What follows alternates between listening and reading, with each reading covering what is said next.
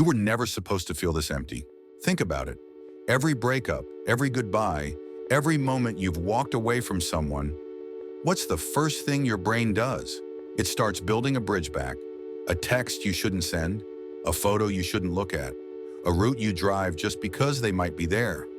We call it moving on, but here's the twisted truth. We're actually just moving in circles. Because separation, it's the cruelest joke the universe ever played on us. We spend our whole lives splitting apart from things we loved, and then we spend every moment after that clawing our way back. Your first breath was a separation. You left the only home you'd ever known, cut off from the one heartbeat that kept you alive.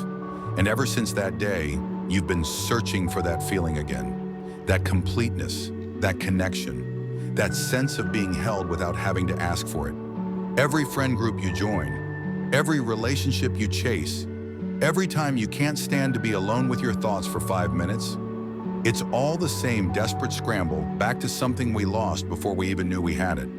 But let me tell you where it gets really dark. You know that feeling when you're lying in bed at 3 a.m., scrolling through your phone, looking at people you don't even like, just so you don't have to face the silence? That's not boredom, that's terror. The terror of being alone with yourself, the terror of separation. And we've built an entire civilization around avoiding that feeling. Dating apps that promise connection with a swipe. Social media that lets you broadcast your existence 24/7 just to prove you're not alone. We've got notifications, likes, comments, shares, all these tiny hits of you matter to someone just to keep the separation anxiety at bay. Because here's what nobody wants to admit. We're all running from the same thing. We're running from the moment we realized we were individuals. Separate bodies, separate minds, trapped inside our own heads with no real way out. You ever notice how the best moments of your life are the ones where you forget yourself? Where the boundaries disappear? When you're laughing so hard you can't breathe? When you're so in love you don't know where you end and they begin? When you're in a crowd and everyone's moving to the same beat and for just a second, you're not you anymore. You're part of something bigger. That's what we're all chasing. That's the drug.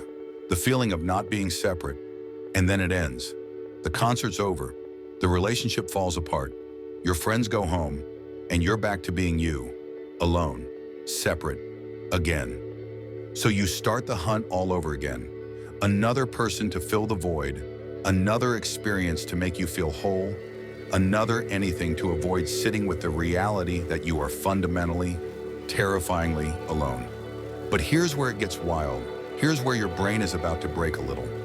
What if I told you that the separation you feel, it's not real?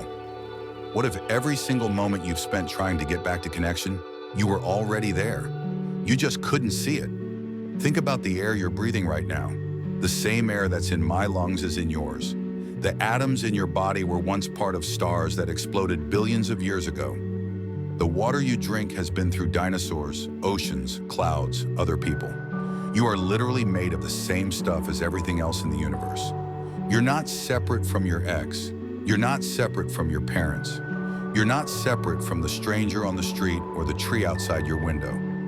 We're all just the universe experiencing itself through different eyes. But we learned to forget that. We learned language, and with language came labels.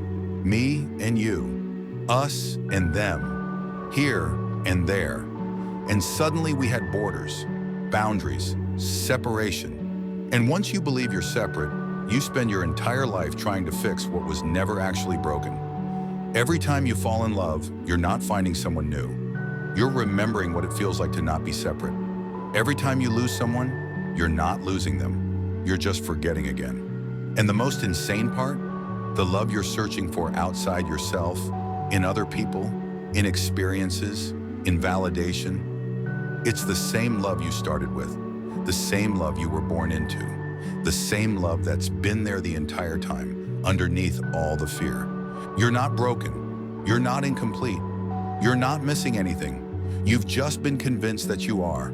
And that lie is what keeps you running, keeps you searching, keeps you thinking that if you could just find the right person, the right job, the right life, then finally you'd feel whole again. But you can't get back what you never lost. The separation is the illusion. The aloneness is the lie.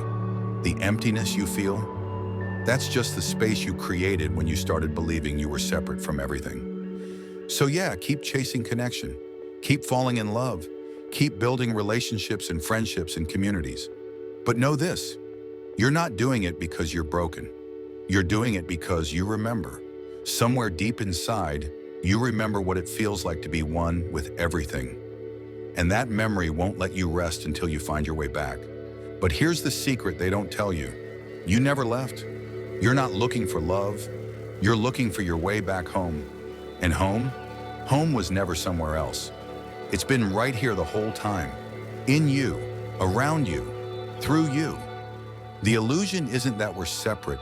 The illusion is that we ever believed it in the first place. Welcome back.